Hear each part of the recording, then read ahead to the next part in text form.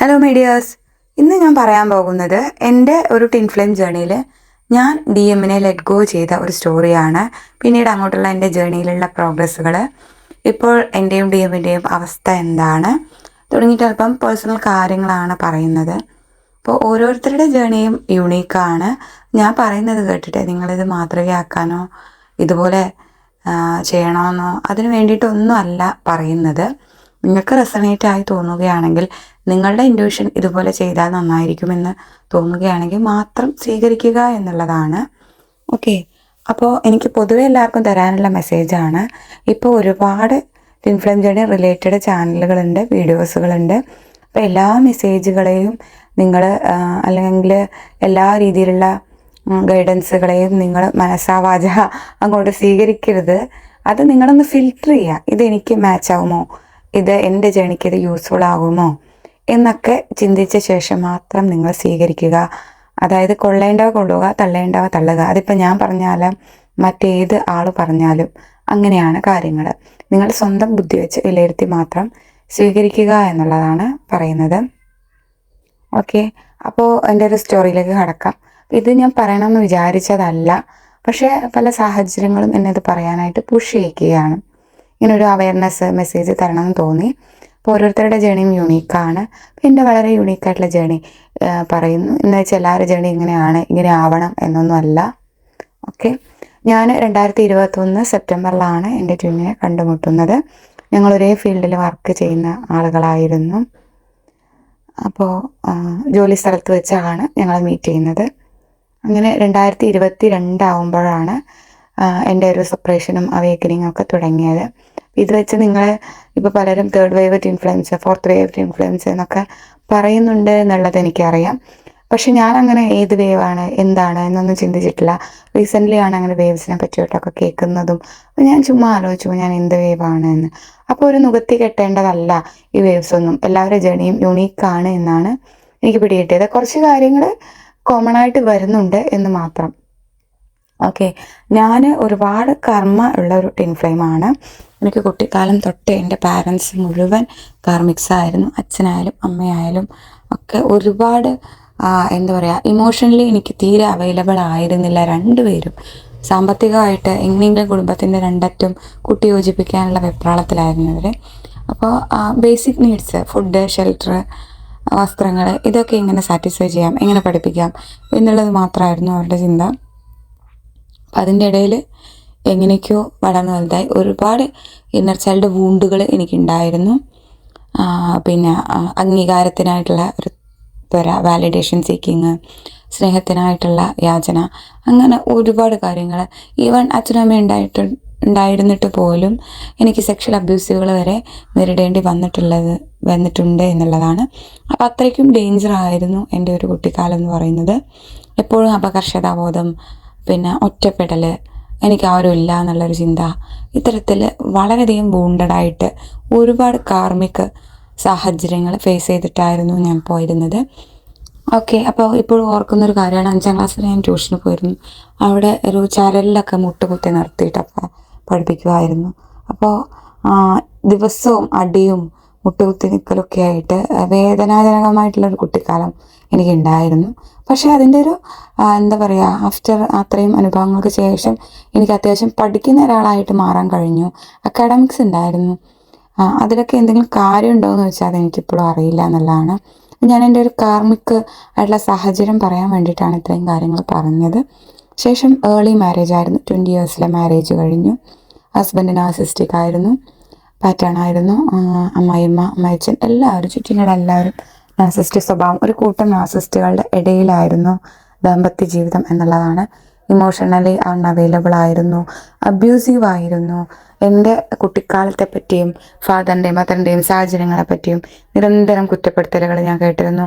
ഞാനൊന്നും അല്ലാത്ത രീതിയിലായിരുന്നു, ഒരു കഴിവില്ലാത്ത ഒരാളെന്ന രീതിയിലായിരുന്നു ചിത്രീകരിച്ചത്. അപ്പോൾ കുട്ടിക്കാലം ഇത്രയും മോശമാണെങ്കിലും ഞാൻ അതിൽ നിന്നും ഒരു മാറ്റം കിട്ടാൻ വേണ്ടിയിട്ട്, ആ പ്രശ്നങ്ങളിൽ നിന്നും ഒരു മോചനം കിട്ടാൻ വേണ്ടിയിട്ട് കവിത എഴുതും, കഥ എഴുതും, ഡാൻസ് കളിക്കും, അങ്ങനെ ഒരുപാട് കാര്യങ്ങളിൽ ഇൻവോൾവ് ആയിരുന്നു. അപ്പോൾ ഒരുവിധം ഇൻഫ്ലുവൻസ് ഒക്കെ അങ്ങനെ ആയെന്ന് എനിക്ക് ബോധ്യപ്പെട്ടിട്ടുണ്ട്. അതിലേക്ക് കണക്റ്റഡ് ആയിട്ട് വരുന്ന ആളുകളുടെയൊക്കെ കുട്ടിക്കാലം എന്നെ പോലെ ഓരോരുത്തരുടെയും സ്റ്റോറി പറയുമ്പോൾ, അയ്യോ ഇത് ഞാനായിരുന്നോ എന്ന് ഞാൻ ചിന്തിച്ചു പോകാറുണ്ട്. അപ്പോൾ മാരേജ് ലൈഫ് വളരെയധികം ദുരിതപൂർണ്ണമായിരുന്നു. ഒരുപാട് കാർമികമായിട്ടുള്ള സാഹചര്യങ്ങളുണ്ട്. അതെല്ലാം കൂടി എനിക്ക് പറയാൻ പോലും കിട്ടുന്നില്ല എന്നുള്ളതാണ്. എൻ്റെ ഒരു തരത്തിലുള്ള ഗ്രോത്തിനും നേരിട്ട് എവിടെയെങ്കിലും പോയി പഠിക്കാനോ ഒന്നും സമ്മതിച്ചിരുന്നില്ല. ബേസിക് ക്വാളിഫിക്കേഷനും ടീച്ചിങ് ക്വാളിഫിക്കേഷനും എനിക്കുണ്ടായിരുന്നു. കൂടുതൽ പഠിക്കണം എന്നുള്ള ആഗ്രഹം ഉണ്ടെങ്കിലും ഒക്കെ ഡിസ്റ്റൻസ് ആയിട്ടായിരുന്നു ഞാൻ ചെയ്തിരുന്നത്. ഒക്കെ ഞാൻ ഉയർന്നു വന്നതൊക്കെ വീട്ടിൽ ഉള്ള സാഹചര്യങ്ങളിൽ നിന്നും എങ്ങനെയൊക്കെയോ സമയം കണ്ടെത്തിയിട്ടായിരുന്നു എല്ലാ കാര്യങ്ങളും ചെയ്തത്. അപ്പോൾ ആരും വായിൽ വെച്ച് തന്നിട്ടില്ല. വെള്ളിക്കരണ്ടിയോട് കൂടിയല്ല എന്താ പറയുക, ദാമ്പത്യ ജീവിതം കല്ലും മുള്ളും നിറഞ്ഞതായിരുന്നു. ഒരു തരത്തിലുള്ള ഇൻറ്റിമസിയും ഇമോഷണലായിട്ടായാലും ഫിസിക്കലായിട്ടായാലും ഒന്നുമില്ല. ഒരു വീട്ടിൽ സെർവൻറ്റിനെ പോലെ കഴിയുന്നു, അവിടെ ഫുഡ് കിട്ടുന്നു, അവിടുത്തെ എല്ലാ പണികളും വിത്തൗട്ട് സാലറി ഞാൻ ചെയ്യുന്നു, അത്രമാത്രം. ഓക്കെ, മേ ബി ഒരു സെർവൻറ്റിനോട് ഇതിലും നല്ല രീതിയിൽ ആളുകൾ പെരുമാറുമായിരുന്നു എന്നുള്ളത് എനിക്ക് ബോധ്യപ്പെട്ടിട്ടുണ്ട്. അപ്പോൾ അവിടുന്ന് ആ സാഹചര്യത്തിൽ നിന്ന് എങ്ങനെയെങ്കിലും രക്ഷപ്പെടണം എന്നുള്ള ആഗ്രഹത്തോടുകൂടി ആണ് ഞാൻ പഠിച്ചതും ജോലിക്ക് വേണ്ടി ശ്രമിച്ചതൊക്കെ. അപ്പോൾ വീട്ടിലേക്ക് വരാൻ ശ്രമിക്കുമ്പോഴൊക്കെയും വീട്ടുകാർ പറയും, ഇങ്ങോട്ട് വരണ്ട, നമുക്ക് നോക്കാൻ കഴിയില്ല, ഇവിടെ ഒരു സെർവൻ്റ് റോളിലായാലും എങ്ങനെയെങ്കിലും പിടിച്ചു നിൽക്കുക എന്നുള്ള മെസ്സേജാണ് വീട്ടുകാർ തന്നത്.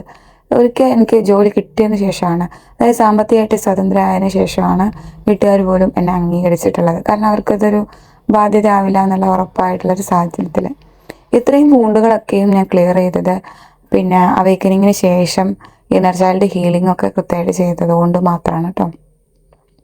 അപ്പം അങ്ങനെ 33 ഇയേഴ്സിൽ ഒരു എക്സ്ട്രാ അഫെയർ പോലെയൊക്കെ തോന്നിപ്പിക്കുന്ന രീതിയിൽ ഞാൻ എൻ്റെ ടിന്നുവിനെ കണ്ടുമുട്ടുകയാണ്. അപ്പോൾ 1 വർഷക്കാലത്തോളം ജീവിതത്തിൽ എന്നോളം അനുഭവിച്ചിട്ടില്ലാത്ത സ്നേഹവും കെയറും അങ്ങനെ പല കാര്യങ്ങളും എനിക്ക് ലഭിച്ചു ആ 1 വർഷം എന്നുള്ളതാണ്. അപ്പോൾ അത്രയും കാലത്തെ ഒന്നിച്ച് എനിക്ക് ദൈവം തന്നതാണോ എന്ന് വരെ ഞാൻ ചിന്തിച്ചിട്ടുണ്ട്. ദെൻ 1 വർഷം കഴിഞ്ഞപ്പോഴേക്കും പിന്നെ DM ഇമോഷണലി ഡിറ്റാച്ച്ഡായി. അതെനിക്ക് വളരെയധികം പ്രയാസം സൃഷ്ടിച്ചു. ജോലി ചെയ്യാൻ വയ്യ, ഫുഡ് കഴിക്കാൻ പറ്റുന്നില്ല, വിശപ്പില്ല. അതല്ലെങ്കിൽ ഞാൻ മുന്നേ കുറച്ചൊരു ഡിപ്രഷൻ ട്രീറ്റ് കാണിച്ചിരുന്നു. സൂയിസൈഡ് അറ്റംപ്റ്റ് ഒക്കെ നടത്തിയാലോ എന്ന് പല പ്രാവശ്യം ഞാൻ ചിന്തിച്ചിരുന്നു. ഓൾറെഡി ഞാൻ ഡിപ്രസ്ഡ് ആയിട്ട്, അതായത് നമ്മൾ സ്പിരിച്വലി പറയുകയാണെങ്കിൽ ഡാർക്ക് നൈറ്റ് ഓഫ് സോൾ എന്ന ഒരു സ്റ്റേജിലൂടെയാണ് ഞാൻ കടന്നു പോയിക്കൊണ്ടിരുന്നത് വർഷങ്ങളോളം. ആകെ അതിലൊരു ഇയർ മാത്രമാണ് ഒരല്പം ആശ്വാസം ഉണ്ടായിരുന്നത്. പക്ഷേ എനിക്ക് ഭയങ്കര മിറാക്കുലസ് ആയിട്ട് തോന്നുന്നൊരു കാര്യം എന്താ വെച്ചാൽ, DMനെ കണ്ടുമുട്ടിയതിന് ശേഷമാണ് എൻ്റെ ഹസ്ബൻഡ് അത്രയും കാലം മെൻ്റലി ഇമോഷണലി ഒക്കെ അബ്യൂസീവ് ആയിരുന്ന ഹസ്ബൻഡ് എൻ്റെ DMനെ ഞാൻ കണ്ടുമുട്ടിയതിന് ശേഷം ഫിസിക്കലി കൂടി അബ്യൂസീവുകൾ തുടങ്ങി. അടിക്കാനും, ഡ്രിങ്ക്സ് കഴിക്കുമായിരുന്നു, അടിക്കാനും, അങ്ങനെ പല പ്രശ്നങ്ങൾക്കും അത് വഴിവെച്ചു. പക്ഷേ DMൻ്റെ കാര്യം അറിഞ്ഞുകൊണ്ടൊന്നല്ല, എന്തോ ഒരു എന്താണെന്നറിയില്ല, ആ 1 വർഷം വീട്ടിൽ നിന്ന് എനിക്ക് വളരെ വലിയ കാർമിക് സാഹചര്യങ്ങളെയായിരുന്നു നേരിടേണ്ടി വന്നിരുന്നത്. അപ്പോൾ ഇതിങ്ങനെ സഹിച്ച് ജീവന് വരെ ഭീഷണിയാവുമെന്ന് പറഞ്ഞൊരു സാഹചര്യം ഉണ്ടായിരുന്നു. അതായത് 13 വർഷത്തെ ദാമ്പത്യ ജീവിതം മക്കൾക്ക് വേണ്ടി മാത്രം, സൊസൈറ്റിക്ക് വേണ്ടി മാത്രം, വീട്ടുകാർക്ക് വേണ്ടി മാത്രം ഞാൻ ജീവിച്ചു പോകുന്നിരുന്നു. ഒരുപാട് പ്രയാസം. അപ്പോൾ അത് സ്പിരിച്വലി പറയുകയാണെങ്കിൽ അത്രത്തോളം കാർമിക് ആയിട്ടുള്ള ഒരു എന്താ പറയുക സാഹചര്യങ്ങൾ ഞാൻ ഫേസ് ചെയ്യേണ്ടി വരും എന്നുള്ള ഒരു സോൾ കോൺട്രാക്റ്റ് എനിക്കുണ്ടായിരുന്നു എന്ന് വേണം പറയാൻ. അവസാനം ചുമരില്ലാതെ ചിത്രമില്ല എന്ന് പറഞ്ഞ പോലെ ജീവനില്ലാതെ ഈ പറഞ്ഞ കാര്യങ്ങളും കുട്ടികളെ നോക്കാനൊന്നും കഴിയില്ലല്ലോ. അതുകൊണ്ട് പിന്നെ അത്രയും ഭീഷണി ആയിട്ടുള്ള സാഹചര്യത്തിൽ നിന്ന് ഞാൻ എപ്പോഴോ ഒരു തീരുമാനം എടുത്തു, കൂടെ നിൽക്കാൻ കഴിയില്ല, ദാമ്പത്യ ജീവിതം അവസാനിപ്പിക്കുക എന്നുള്ളൊരു തീരുമാനം ഞാൻ എടുത്തു. അത് എടുത്തു ചാടിയൊന്നല്ല, 13 വർഷങ്ങൾ പ്രതീക്ഷയോടുകൂടി ഇന്ന് മാറും, നാളെ മാറും, സാഹചര്യങ്ങളെല്ലാം ശരിയാവും എന്ന് കാത്തിരുന്നതിന് ശേഷം എല്ലാ വിട്ടുവീഴ്ചകൾക്കും എല്ലാ പരിഹാര ശ്രമങ്ങൾക്കും ഒടുവിൽ മാത്രമാണ് ഞാൻ അങ്ങനെ ഒരു തീരുമാനത്തിലേക്ക് എത്തിയത്. ഓക്കെ, അപ്പോൾ അപ്പോഴൊക്കെയും ഞാൻ പിടിച്ചു നിന്ന ഞാൻ DM ഞാനുമായിട്ട് ഡിറ്റാച്ച്ഡ് ആയപ്പോൾ എനിക്ക് സഹിച്ചില്ല എന്നുള്ളതാണ്. അപ്പോൾ അത്രമേൽ ആ വ്യക്തി എൻ്റെ സ്വാധീനം ചെലുത്തിയിരുന്നു എന്ന് വരെ ഞാൻ ചിന്തിച്ചു പോയി. ക്ലാസ് എടുക്കാൻ കഴിയുന്നില്ല, ഒരു വരി മീനിങ് ഫുള്ളായിട്ട് വായിച്ചു കൊടുക്കാൻ കഴിയുന്നില്ല, വീട്ടിലെ ഒരു ജോലിയും ചെയ്യാൻ പറ്റുന്നില്ല, കുട്ടികൾക്ക് ഫുഡ് ഉണ്ടാക്കി കൊടുക്കാൻ പറ്റുന്നില്ല, എനിക്ക് ഭക്ഷണം കഴിക്കാൻ പറ്റുന്നില്ല, ഉറങ്ങാൻ പറ്റുന്നില്ല, ഏത് നേരവും കരച്ചിൽ. അങ്ങനെ നിക്കക്കള്ളിയില്ലാത്തൊരു സാഹചര്യത്തിൽ ഒരു ഡോക്ടർ പോലും കാണാൻ അനുവാദം ഇല്ലാത്ത, അല്ലെങ്കിൽ കുട്ടിയെ വെച്ചുകൊണ്ട് പോകാൻ പറ്റാത്തൊരു സാഹചര്യത്തിൽ ഞാനൊരു ഓൺലൈൻ കൗൺസിലിംഗ് എടുക്കാൻ വേണ്ടിയിട്ട് ശ്രമിച്ചു. അങ്ങനെ അറ്റൻഡ് ചെയ്തപ്പോഴാണ് എനിക്ക് സ്പിരിച്വൽ അവേക്കനിങ് ഉണ്ടായത്.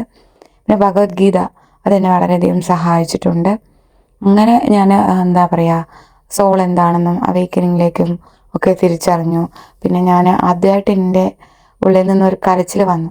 അത് സങ്കടം കൊണ്ടല്ല, ഈ സ്പിരിച്വൽ കാര്യങ്ങളെപ്പറ്റി അറിഞ്ഞതിൻ്റെ പേരിലുള്ള ഒരു പ്രത്യേകതരം ഒരു കരച്ചിൽ. സന്തോഷമായിരുന്നോ എന്ത് വികാരമാണെന്ന് എനിക്കറിയില്ല. ദെൻ എന്താണ്, ഞാനൊരു ട്വിൻ ഫ്ലെയിം ഗൈഡൻസ് അന്ന് ഉള്ളൊരു ചാനലിൽ നിന്ന് ഒരു 1 hour ഗൈഡൻസ് എടുത്തു. എന്തൊക്കെ ഇന്നർ വർക്ക് ചെയ്യണം എന്നുള്ളതൊക്കെ ഞാൻ മനസ്സിലാക്കി. അപ്പോൾ അവർ പറഞ്ഞ ഇന്നർ വർക്കുകളൊക്കെ എങ്ങനെ ചെയ്യണമെന്ന് എനിക്കറിയില്ലായിരുന്നു. പ്രോപ്പറായിട്ട് എങ്ങനെ ചെയ്യണം എന്നുള്ള കണ്ടുപിടിച്ചത് വലിയൊരു ജേണി ആയിരുന്നു. അത് എങ്ങനെ ചെയ്യണം എന്നുള്ളതിലേക്ക് ഞാൻ ഒരു 2 വർഷം എടുത്താണ് ഞാൻ എത്തിച്ചേർന്നത്. അപ്പോൾ ഈ ഇന്നർ വർക്ക് ചെയ്തുകൊണ്ടിരിക്കുന്ന സമയത്ത് DM ഞാനുമായിട്ട് വലിയ കണക്ഷൻ ഇല്ല. ബ്ലോക്കാക്കി പോയിട്ടില്ല, എന്നെ ഒരിക്കലും ബ്ലോക്കാക്കി പോയിട്ടില്ല. പക്ഷേ എന്താ പറയുക, പഴയ ബബിൾ ഫേസിലുള്ള ബന്ധം എനിക്ക് ഒരിക്കലും തിരിച്ചു കിട്ടിയിരുന്നില്ല. വിളിച്ചാൽ അതെയോ ശരി ഓക്കെ, 10 മിനിറ്റ് കൂടുതൽ സംസാരിക്കാൻ കഴിയില്ല, ഒരു സ്നേഹപ്രകടനമില്ല. അതായത് എനിക്ക് വേണ്ട ഡോപ്പമൈൻസ് ഒന്നും ഹാപ്പി ആയിട്ടിരിക്കാനുള്ള ഒരു കാര്യവും ഇങ്ങോട്ട് സപ്ലൈ കിട്ടിയിരുന്നില്ല എന്നുള്ളതായിരുന്നു ഞങ്ങൾക്കിടയിലുള്ള ഒരു സെപ്പറേഷൻ എന്ന് പറയുന്നത്. പഴയ പോലെ വിളിച്ചാൽ എടുക്കൂല, വല്ലപ്പോഴും എടുത്താൽ തന്നെ ഒരു തരത്തിലുള്ള ഇമോഷണൽ അറ്റാച്ച്മെൻറ്റും കാണിക്കില്ല. അതെനിക്ക് വളരെയധികം പ്രയാസമായിരുന്നു. എന്താണ് ഇങ്ങനെ എന്നൊക്കെ ഞാൻ ചിന്തിച്ചു. സ്പിരിച്വൽ അവേക്കനിങ്ങിന് ശേഷവും എന്താണ്, എനിക്ക് ഈ ബന്ധത്തിൻ്റെ മേലുള്ള കൺഫ്യൂഷൻ തീർന്നില്ല. എന്തിനാണ് ഈ വ്യക്തി ഇങ്ങനെ വന്നത്? എൻ്റെ ജീവിതത്തിലുള്ള എല്ലാ കാര്യങ്ങളെയും ഈ സ്പിരിച്വൽ കാര്യങ്ങളിലൂടെ സഞ്ചരിച്ചപ്പോൾ എനിക്ക് മനസ്സിലാക്കിക്കൊണ്ട് ഓവർകം ചെയ്യാൻ അത്യാവശ്യം സാധിച്ചിരുന്നു. പക്ഷേ ഈ DM അപ്പോഴും ഉപേക്ഷിക്കാനായിട്ട് എനിക്ക് സാധിച്ചിരുന്നില്ല എന്നുള്ളതാണ്. അപ്പോൾ ആ സമയത്ത് ഞാൻ ഒറ്റയ്ക്കായിരുന്നു ജീവിച്ചിരുന്നത്. ഞാൻ എൻ്റെ ചെറിയ മോനും മാത്രമാണ്. മൂത്ത കുട്ടി ഹസ്ബൻഡിൻ്റെ കൂടെ പോയി. ഹസ്ബൻഡ് എൻ്റെ അടുത്ത് നിന്ന് മാറി നിന്നു. ഞങ്ങൾ ഡിവോഴ്സ് കേസ് നടന്നുകൊണ്ടിരിക്കുന്ന ഒരു സാഹചര്യമായിരുന്നു. അപ്പോൾ ഈ പിന്നെ ട്വിൻ ഫ്ലെയിം ജേണി ആണ് ഇത് എന്ന് തിരിച്ചറിഞ്ഞത് പിന്നെയും അവേക്കനിങ്ങിന് ശേഷം 2 മാസം കഴിഞ്ഞപ്പോഴാണ്. അപ്പോൾ ആ സമയത്ത് എനിക്ക് അത്യാവശ്യം ഒരു സമാധാനം ഉണ്ടായി. ട്വിൻ ഫ്ലെയിം ജേണി ആണല്ലോ, അപ്പം അതുകൊണ്ടാണല്ലോ ഇങ്ങനെ ഡിവൈൻ എനർജിയുമായിട്ട് എന്തെങ്കിലുമൊക്കെ ഈ ഒരു സെപ്പറേഷൻ ഫേസ് അവസാനിക്കും. അതായത് 3Dയിൽ എൻ്റെ കൂടെ ഉണ്ടാവുന്നൊന്നുമല്ല ഞാൻ ചിന്തിച്ചത്. ഈ ഇമോഷണലി ഈ ഡിറ്റാച്ച് ആയത് വീണ്ടും പഴയ പോലെ ആയിരിക്കും എന്നുള്ളൊരു പ്രതീക്ഷ എനിക്കുണ്ടായിരുന്നു. അപ്പോൾ അങ്ങനെ ഒന്നും വേണ്ട, അവസാനം ഈ പെയിനൊക്കെ മറികടക്കാനായിട്ട്, ഇതൊക്കെ മറക്കാനായിട്ട് എനിക്ക് ഇന്നർ വർക്ക് ചെയ്തേ പറ്റൂ എന്നുള്ള ഒരു സാഹചര്യത്തിലേക്ക് ഞാൻ എത്തിച്ചേർന്നു. അപ്പോൾ എനിക്ക് എഴുതി തന്ന, അവർ പറഞ്ഞു തന്ന കുറച്ച് ഇന്നർ വർക്കുകളുണ്ട്. അപ്പോൾ അത് ഞാൻ കൃത്യമായിട്ട് ചെയ്യാൻ തുടങ്ങി. അങ്ങനെ മെഡിറ്റേഷൻ ചെയ്തു. ഏറ്റവും കൂടുതൽ എൻ്റെ ജേണിയിൽ എന്നെ ഹെൽപ്പ് ചെയ്തത് നാഡീശുദ്ധി പ്രാണായാമമാണ്. നാഡീശുദ്ധി പ്രാണായാമം കൃത്യമായിട്ട് ചെയ്യാൻ തുടങ്ങിയവരെ വിത്തിൻ 3 months എനിക്ക് നല്ല ഡെവലപ്മെൻ്റ് ഉണ്ടായി. അപ്പോൾ ഈ മെഡിറ്റേഷൻ, നാഡീശുദ്ധി പ്രാണായാമം, അത് കഴിഞ്ഞിട്ട് ചക്ര അഫർമേഷൻസ്, ചക്ര ചാൻഡിങ്, പിന്നെ ബെയർ ഫുട്ട് വാക്കിങ്, അങ്ങനെ കുറച്ച് കാര്യങ്ങളൊക്കെ ഞാൻ കൃത്യമായിട്ട് ചെയ്തു. ഈവനിങ് ജേണൽ ചെയ്തു. അപ്പോൾ ഇന്നർ ചൈൽഡ് ഹീലിംഗ് ഞാൻ ചെയ്യുന്നുണ്ടായിരുന്നില്ല. അതൊക്കെ കഴിഞ്ഞ് ഞാൻ സൈക്കോളജിയൊക്കെ പഠിച്ചതിന് ശേഷമാണ് എങ്ങനെ പ്രോപ്പറായിട്ട് ഇന്നർ ചൈൽഡ് ഹീലിംഗ് ചെയ്യണം എന്നുള്ളത് എനിക്ക് മനസ്സിലായത്. അപ്പോൾ ഇത്രയും കാര്യങ്ങൾ ചെയ്തതോടുകൂടി തന്നെ അത്യാവശ്യം സ്പിരിച്വൽ പ്രാക്ടീസ് ഡെഡിക്കേറ്റഡ് ആയിട്ട് കൃത്യമായിട്ട് ചെയ്തതോടുകൂടി രാവിലെ ഒരു 1.5 മണിക്കൂർ ഞാൻ എടുക്കുമായിരുന്നു. കുറച്ച് പ്രയാസപ്പെട്ട് സൂര്യ നമസ്കാരമൊക്കെ പഠിച്ചെടുത്തു. ഇതൊക്കെ ചെയ്തപ്പോൾ തന്നെ DM എനിക്ക് എന്താണ് ലെറ്റ് ഗോ ചെയ്യാൻ പറ്റി എന്നുള്ളത് എൻ്റെ വലിയൊരു വിജയമാണ്. ആ വ്യക്തി എന്നെ വിളിച്ചില്ലെങ്കിൽ കുഴപ്പമില്ല, ഒരുപാട് സമയം വിളിക്കാതിരിക്കാനും വളരെ അത്ഭുതമായിരുന്നു. ഒരു ഫ്രീക്വൻ്റായിട്ട് കണക്ട് ചെയ്യുന്ന വ്യക്തിയെ ഒരു ദിവസം മുഴുവൻ എനിക്ക് കണക്ട് ചെയ്യാതിരിക്കാൻ സാധിച്ചു എന്നുള്ളത് ആ സമയത്ത് എൻ്റെ വലിയൊരു നേട്ടമായിരുന്നു. അപ്പോൾ എനിക്ക് എല്ലാ കാര്യങ്ങളെക്കുറിച്ച് മനസ്സിലാക്കാനും ഒരു ഇൻഡ്യൂഷനും ഒരു പവറൊക്കെ എന്നിലേക്ക് വരാനും തുടങ്ങി. അപ്പം അങ്ങനെ ഞാൻ വളരെയധികം നല്ല രീതിയിൽ എനിക്ക് DM ലെറ്റ് ഗോ ചെയ്യാൻ സാധിച്ചു എന്നുള്ളതാണ്. അപ്പോൾ തീർച്ചയായിട്ടും പിന്നെ എനിക്ക് എൻ്റെ സ്പിരിച്വൽ പ്രാക്ടീസുകൾ കൃത്യമായിട്ട് ചെയ്യാൻ തുടങ്ങിയവരെ എൻ്റെ ഹോർമോണുകൾ ബാലൻസ് ആകാൻ തുടങ്ങി. അപ്പോൾ എനിക്ക് മനസ്സിലായത് എന്താ വെച്ചാൽ, അന്ന് വരെ നമ്മുടെ happy hormone oxytocin, serotonin, dopamine, endorphin ഇതൊക്കെ ഉണ്ടായിരുന്നത് ഈ ചാറ്റിലൂടെയാണ്, DMുമായിട്ടുള്ള ബന്ധത്തിലൂടെയാണ്, എനർജി കണക്ഷനിലൂടെയാണ്. ഒരു എനർജറ്റിക് കണക്ഷൻ ആയതുകൊണ്ടാണ് നമുക്കങ്ങനെ വിട്ടുപോകാൻ സാധിക്കാതെ വന്നത്. അതിന് മുന്നേ ഞാൻ ഒരുപാട് തവണ ഞങ്ങൾ തമ്മിൽ ഇഷ്യൂസ് ഉണ്ടാകുമ്പോഴൊക്കെയും എങ്ങനെയെങ്കിലും ഈ ബന്ധം അവസാനിപ്പിക്കണം എന്ന് വിചാരിച്ചിരുന്നു. പക്ഷെ ആ എനർജിയുടെ പുള്ള് കാരണം എത്ര തന്നെ നാർസിസ്റ്റിക് സ്വഭാവം DM കാണിച്ചാലും എന്തൊക്കെ തന്നെ ആയാലും നമുക്ക് വിട്ടുപോകാൻ സാധിക്കില്ല. കാരണം ഇതൊരു എനർജറ്റിക് കണക്ഷനാണ്. ഓക്കെ, അപ്പം മറ്റു ബന്ധങ്ങൾ ഏതെങ്കിലുമൊക്കെ സോൾമേറ്റ് അല്ലെങ്കിൽ മുന്നേ എന്തെങ്കിലും അഫെയർ ഉണ്ടായിരുന്നെങ്കിലൊക്കെ നമുക്ക് പെട്ടെന്ന് മൂവ് ഓൺ ആവാനായിട്ട് സാധിക്കും. ഇവിടെ എനർജറ്റിക് കണക്ഷൻ ഉള്ളതുകൊണ്ട് സ്പിരിച്വൽ പ്രാക്ടീസുകൾ കൃത്യമായിട്ട് ചെയ്താൽ മാത്രമേ നമുക്കതിനെ മൂവ് ഓൺ ആവുക എന്നുള്ളതല്ല, നമുക്ക് വിളിച്ചില്ലെങ്കിലും പറഞ്ഞില്ലെങ്കിലും കുഴപ്പമില്ല എന്നുള്ളൊരവസ്ഥയിലേക്ക് എത്താൻ എനിക്ക് സാധിച്ചിട്ടുള്ളായിരുന്നു എന്നുള്ളതാണ്. ഞാൻ നല്ല രീതിയിൽ കാർമിക് സാഹചര്യങ്ങളെ ഫേസ് ചെയ്തിട്ടുണ്ട്. അപ്പോൾ എന്നെ തീർച്ചയായിട്ടും അതിൽ നിന്നൊക്കെ മോചിതയാക്കിയത് ഈ ഒരു ഇന്നർ വർക്ക് പ്രാക്ടീസുകളാണ്. പിന്നെ അപ്പോഴും എനിക്ക് ചുറ്റിനുള്ള ബന്ധങ്ങൾ ഹാൻഡിൽ ചെയ്യാൻ കഴിഞ്ഞിരുന്നില്ല. കൊളീഗ്സ് ആയാലും റിലേറ്റീവ്സ് ആയാലും ഫ്രണ്ട്സ് ആയാലും ഒന്നും എൻ്റെ അടുത്ത് ഇല്ലായിരുന്നു. അവരിൽ നിന്നൊക്കെ ഒറ്റപ്പെട്ടിരുന്നു. എപ്പോഴും ഞാൻ പ്രശ്നം ഉണ്ടാക്കുമായിരുന്നു. അപ്പോൾ ഇതൊക്കെ മാറ്റാൻ, ഇത്തരത്തിലുള്ള ബന്ധങ്ങളൊക്കെ ഡീൽ ചെയ്യാനും കൃത്യമായിട്ട് സാമ്പത്തിക കാര്യങ്ങൾ, അതായത് ഫിനാൻഷ്യൽ ഫ്രീഡവും ഫിനാൻസിനെ കൃത്യമായിട്ട് ഡീൽ ചെയ്യാനും പുരോഗതി കൈവരിക്കാനൊക്കെ സാധിച്ചത് ഇന്നർ ചൈൽഡ് ഹീലിംഗ് ചെയ്തതിലൂടെയാണ്. മറ്റെല്ലാ ബന്ധങ്ങളും മനോഹരമാക്കാൻ എനിക്ക് സാധിച്ചത്. ഓക്കെ, അപ്പോൾ അങ്ങനെയാണ് എൻ്റെ ഒരു യൂണീക്കായിട്ടുള്ള ജേണി. ഈ ഒരു ഇന്നർ വർക്ക് ചെയ്യാൻ തുടങ്ങിയതിന് ശേഷം എന്നിലേക്ക് വന്ന എനർജറ്റിക് ബാലൻസ് കൊണ്ടാണ് DMനെ ലെറ്റ് ഗോ ചെയ്യാൻ സാധിച്ചത്.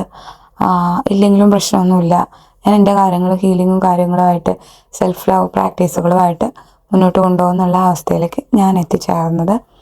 അപ്പോൾ ഈ ഒരു മെസ്സേജ് എനിക്ക് തരണമെന്നുണ്ടായിരുന്നു. Okay, thank you my dears. ഇനി കൂടുതലായിട്ട് നിങ്ങൾക്ക് എൻ്റെ ജേണിയെ പറ്റി എന്തെങ്കിലുമൊക്കെ അറിയണമെന്നുണ്ടെങ്കിലൊക്കെ നമുക്ക് ചോദിക്കാം. എനിക്ക് പറ്റാവുന്ന കാര്യങ്ങളാണെങ്കിൽ ഞാൻ ഷെയർ ചെയ്യാം കേട്ടോ. Thank you.